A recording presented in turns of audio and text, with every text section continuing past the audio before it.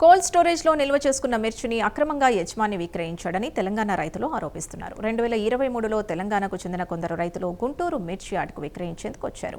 ధర తక్కువగా ఉండడంతో లీలా గాయత్రి ఏసీ స్టోరేజ్లో నిల్వ చేసుకున్నారు. ఎప్పటికప్పుడు గోడౌన్కు అద్దె చెల్లిస్తున్నారు. గత జనవరిలో వచ్చినప్పుడు స్టోరేజ్లో ఉన్న సరుకును చూపించారు. అయితే నెల క్రితం సరుకును తీసుకునేందుకు రాగా అమ్మేస్తానని స్టోరేజ్ యజమాని చెప్పడంతో తెలంగాణ రైతులు షాక్కి గురయ్యారు. తమకు న్యాయం చేయాలని ఎస్పీని కలిశారు. దీనిపై మరింత సమాచారం గుంటూరు నుంచి మా ప్రతినిధి రవికృష్ణ అందిస్తారు. తెలంగాణకి సంబంధించిన మిర్చి రైతులైతే మాత్రం తమకు న్యాయం కావాలని ఈ ఎస్పీ ఆఫీస్కి రావడం అనేది జరిగింది. గ్రీవెన్స్లో ఇప్పుడైతే కంప్లైంట్ ఇచ్చారు. ప్రధానంగా వాళ్ళు చెప్తుంది ఏంటంటే ఇక్కడ ఏదైతే కోల్డ్ స్టోరేజ్కి సంబంధించి తమకు సంబంధించినటువంటి సరుకు ఏదైతే ఉంటుందో ఆ స్టోరేజ్లో పెట్టినటువంటి క్రమంలో అక్కడ ఉన్నటువంటి స్టోర్కి సంబంధించినటువంటి యజమాని అయితే మాత్రం దాన్ని అమ్మేసేశాడని వాళ్ళు ఆరోపిస్తున్న పరిస్థితి కనపడుతుంది. మనతో మాట్లాడటానికి తెలంగాణ నుంచి వచ్చినటువంటి రైతులు అయితే ఉన్నారు. చెప్పండి, అసలు ఏంటి మీ ప్రాబ్లం ఏంటి? మేము మిర్చి 2023లో నీలా గాయత్రి కోల్డ్ స్టోరేజ్లో మిర్చి పెట్టినాం సార్. రేట్ లేదని తర్వాత అమ్ముకుందామని చూసాం సార్.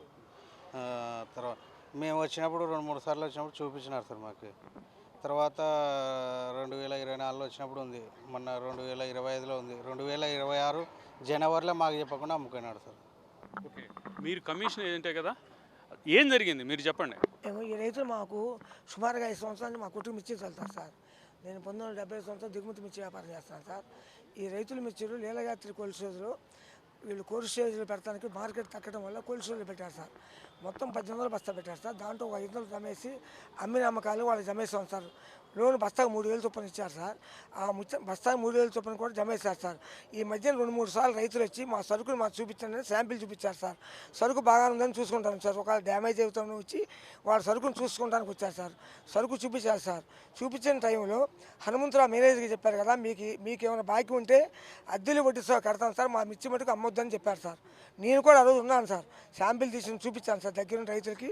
చూపించినప్పుడు సరే అండి, తప్పకుండా మీరు ఇచ్చినప్పుడే మీరు మీ ఇష్టం వచ్చినప్పుడు అమ్ముతారని చెప్పి హనుమంతరావు చెప్పారు సార్. ఈ మధ్య ముద్దురామకృష్ణ గారు, వెంకటేశ్వర సార్ మీ మిర్చి ఎప్పుడు అమ్ముతారు సార్ అంటే, రైతులు తీసుకొచ్చి చెప్తాను సార్, చెప్పిన తర్వాత అమ్మండి సార్, మీరు రైతులు లేకుండా అమ్మకూడదని చెప్పి 4-5 సార్ సీలింగ్లు ముద్దురామకృష్ణ చెప్పారు సార్. కానీ ముద్దురామకృష్ణ నా మాట కూడా ఖాతా చేయలేదు సార్. చేయకుండా చెప్పకుండా ఆయన ఇష్ట ప్రకారంగా అమ్ముకున్నాడు సార్. సిఐ గారితో అనేక సార్లు చెప్పాను సార్, ఏసీపీఎస్ గారు చెప్పారు సార్, సుప్రజా మేడం గారు చెప్పారు సార్, అర్రాజ్ శ్రీనివాస్ గారు చెప్పారు సార్, పాతగుంట డిఎస్పీ అజీత్ గారు చెప్పారు సార్. ఆయన కూడా సిఐ గారు కూడా నా మాదర్ కూడా ఖాతా చేశారు. మాది సార్ మొత్తం చెప్పాలా, నా ఒక్కంది సార్, నా ఒక్కంది 1000 బస్తాలు సార్. 1000 బస్తాల్లో 233 అమ్మినాను సార్. తతిమై బస్తాలు 750 బస్తాలు ఉంటాయి. నా లోను 18 లక్షలు ఉండే సార్. బస్తాకు 3000 ఇచ్చినాక నేను వచ్చినప్పుడల్లా చూసుకొని పోతున్నా సార్. నేను గుంటూరులో 10 సంవత్సరాల నుంచి ఇక్కడనే పెడుతున్నా. మీకు ఎప్పుడు తెలుసు?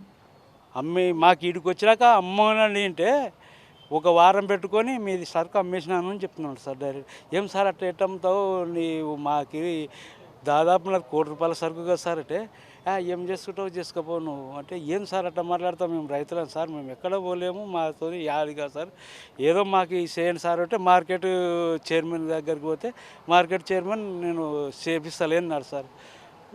మళ్ళీ ఒక 15 రోజులు ఉన్నాక మార్కెట్ చైర్మన్ కూడా చేతులు ఎత్తేసి సార్.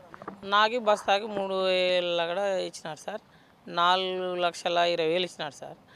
నా 4,20,000 నాకు నేను అమ్ముతే కూడా నాకు 10 లక్షల దాకా వస్తాయి సార్. 10 లక్షలు ఇప్పుడు అమ్మి నీ డబ్బు నీకు కట్టేసి కిరాయి అంతా కట్టేసి ఉంటే మన జనవరిలో 10లో వచ్చినాం సార్. 26లో 10వ తారీఖు వస్తే ఉండేలే అన్నారు. మళ్ళీ మేమంతా కలిసి ఇంక అమ్ముకొచ్చుకున్నాము, రేట్లు ఉండే కదా అని చెప్పేసి వస్తే ఇంకా మీ కాయలేదు, ఏం చేసుకుంటారో చేసుకోకుండా అమ్మేసుకునే ఉన్నారు. అది మాకి అన్నదను ముద్దు రామకృష్ణ సార్. ఇప్పుడు ఎస్పీ ఆఫీస్కి వచ్చారు మీరు, కంప్లైంట్ న్యాయం కోసం వచ్చారు. ఇప్పుడు కంప్లైంట్ ఇచ్చారా? ఇచ్చాం సార్. ఇప్పుడు ఇచ్చాము. ఇస్తే ఏమన్నారు? మేము దానికి సిఐ గారికి అడుగుమన్నారు సార్, నగరంపాలెం సిఐ గారికి. మేము మీకు కూడా ఇక్కడ తెలియజేసుకుంటున్నాం, మాకు న్యాయం చేయకూడతారు అని, చేసి న్యాయం చేస్తారని మేము మీకు ధన్యవాదాలు చెప్పుకుంటున్నాం.